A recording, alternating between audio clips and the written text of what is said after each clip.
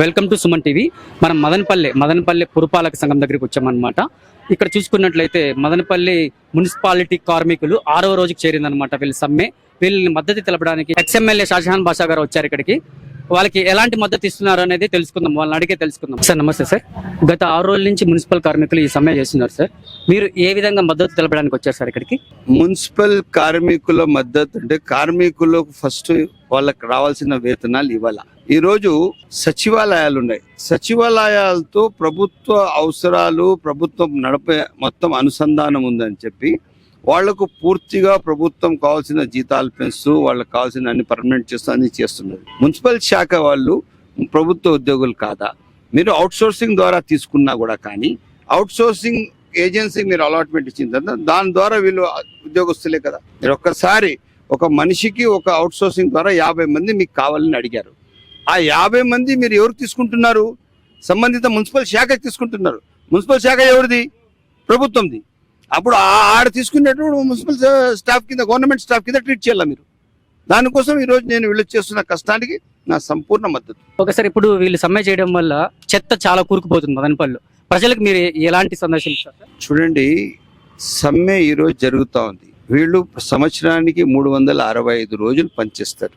దాదాపు 5 సంవత్సరాలు ఒక ప్రభుత్వం పాలన చేస్తారు. వీళ్ళు ఒక స్ట్రైక్ కింద వస్తే 6వ రోజు ఈరోజు జరుగుతూ ఉంది. ఆ బాధ్యత ఎవరికి ఉండాలా? చెత్త కూరుకుపోతుంది, ప్రజలకు కష్టం అవుతా ఉంది. ఆ బాధ్యత ఎవరికి ఉండాలా? నేను ఎమ్మెల్యే ఉంటే నాకు ఉండాలా? నేనేం చేయాలా? వచ్చాయా మీరు లేండి, నేను మాట్లాడతాను ముఖ్యమంత్రితో, మీకేముండా న్యాయం చేస్తానని చెప్పే బాధ్యత సంబంధిత ఎమ్మెల్యేకి, ఎంపీకి, మంత్రికి ఉండాలా. వాళ్ళ ఇళ్లలో పండుకొని ఉండి ఈరోజు చెత్త కూరుకుపోయిందంటే వాళ్లకు అర్హత లేదా? వాళ్ళ బాధ తెలుపుకోవడానికి వాళ్ళు పూర్తి అర్హత ఉంది. దీనికి ప్రభుత్వం, అధికారులు ఇమీడియట్ స్పందించాలా. చెప్పండి. Okay sir. ఇప్పుడు చూసుకున్నట్లయితే కరోనా టైం మళ్ళీ రిటర్న్ వచ్చింది. ఈ చెత్త ఇట్లా పెరిగిపోవడం వల్ల మళ్ళీ రోగాల బారిన పడ్డారు సార్ ప్రజలు. తప్పకుండా బ్రదర్, నేనేమంటానంటే వ్యవస్థకు ఉన్న ప్రభుత్వం బాధ్యతగా చూసుకోవాలా. వ్యవస్థ మిస్అప్రాపరేషన్ కాకూడదు. ఇప్పుడు పోలీస్ వ్యవస్థ ఉంది, అది సకాలంలో ఆర్డర్లో ఉంటే లా అండ్ ఆర్డర్ మెయింటైన్ అవుతుంది. రెవెన్యూ శాఖ పరిస్థితి సరిగ్గా పనిచేస్తే రెవెన్యూ భూముల గురించి న్యాయం జరుగుతుంది. మున్సిపల్ శాఖ ఉన్న వర్కర్లకు, స్టాఫ్ కి, ఇంజనీర్స్ కు, కమిషనర్ కి అందరూ బాగా చూసుకుంటే ఎంత సిస్టమ్ రన్ అవుతుంది. ఇది ఈరోజు చేయాలా.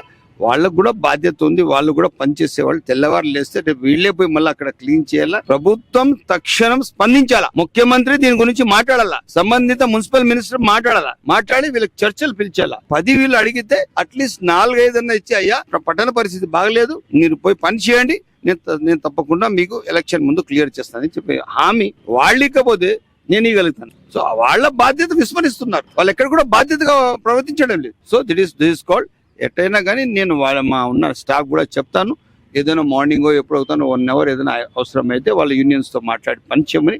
బట్ అది చేస్తే వాళ్ళ సమస్య వల్ల పరిష్కారం చేయరు. వాళ్ళు ఎట్లంటే వైసీపీ నాయకులు ఈరోజు పని గడిచిపోతే మళ్ళీ మీ పక్క చూడు అంతే. రేపు ఎలక్షన్ ఇప్పుడు ఉన్నారు, ఎలక్షన్ గెలిచేసినారు, 5 ఏళ్ళు ప్రజలకు తిప్పుతాండే చుట్టూ, కష్టానికి వాళ్ళు పోలీసు వాళ్ళతో పెట్టి వాళ్ళు కొట్టిస్తాండే. That is the symbol of the YCP. కాదు సార్, మీరు ఎలాంటి మద్దతు వీళ్ళకి ప్రకటించి ప్రభుత్వానికి ఏం చెప్పదలుచుకున్నారు సార్? మద్దతు ఒకటే, ప్రభుత్వం నా పట్ల, వీళ్ళ పట్ల డిమాండ్ ఒకటే. వీళ్ళ ఎన్ని సమస్యల పైన, ఎన్ని కోరికల పైన పెట్టారో మీరు సానుకూలంగా స్పందించి తక్షణం వీళ్ళ సమస్యలన్నీ పరిష్కారం చేయాలా. ఒకవేళ మీరు చేయని పక్షంలో రేపు ఏమన్నా ఇట్టే జరిగితే రేపు రాబోయే ప్రభుత్వం, పెద్దలు చంద్రబాబు నాయుడు గారి ప్రభుత్వం, తప్పకుండానే మేము వాళ్ళది వీళ్ళకందరూ పిలుచుకోపోయి ఆయన పెద్ద ఆయన దగ్గర కూర్చోబెట్టి సమస్య పరిష్కారం సమ్మె చేస్తున్నారు.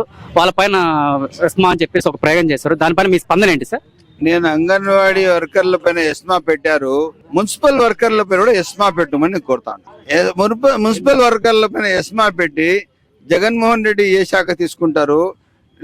దీనిలో 3 శాఖలు ఉన్నాయి. రోడ్ క్లీనింగ్, టాయిలెట్ క్లీనింగ్, ఇంకా కాలువలు క్లీనింగ్. ఈ 3 శాఖల్లో అంతా వీళ్ళు మా వాళ్ళే చేస్తారు. ఇప్పుడు ఎస్మా పెట్టి మీరు ఎవరో ఏ శాఖ తీసుకుంటారో ఒకసారి మీరు చెప్పాలని చెప్పి నేను స్వయంగా ముఖ్యమంత్రి గారు కోరుతాను. Thank you sir. Thank you కదా. మీరు సమ్మె చేసి ఇప్పుడు ప్రతి ఒక్క వీధిలో చూసుకున్నట్లయితే చెత్త చాలా పెరిగిపోయింది. వాటికి ఏమంటారు మీ సమాధానం? వాటికి ఏమంటామంటే, జగన్మోహన్ రెడ్డి గారి కింద మంత్రులు ఉన్నారే, మీకు 26,000 మీకు ఎంత మటుకు న్యాయమా? జీతం పెంచమని అడుగుతున్నారా? వాళ్ళకి మటుకు ఒక ఎమ్మెల్యేకి 2,50,000, ఎంపీకి 3 లక్షలు, మంత్రికి 4 లక్షలు.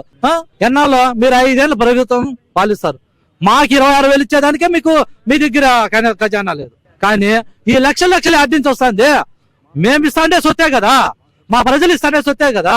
ప్రజలు కాడ ఇది అందరూ తెలుసుకోవాలి. ఎందుకంటే మాకు ప్రజలకు మేము సేవ చేయడానికే మేము ఉన్నాం, లేదని చెప్పాల. ప్రజలకు మేము ఎప్పుడూ ఇది కాదు, మేము లేనిది కూడా ప్రజలు లేరు. మేమంతా క్లీన్ చేస్తేనే ప్రజలు కానీ నాయకులు కానీ అందరూ ఆరోగ్యంగా ఉంటారు. సరే, ప్రభుత్వం నుంచి ఇప్పటి వరకు ఏ స్పందన రాలేదా?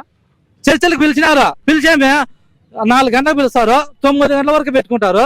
పెట్టుకొని ఏం చేస్తారు? మేము పెంచేది లేదప్ప.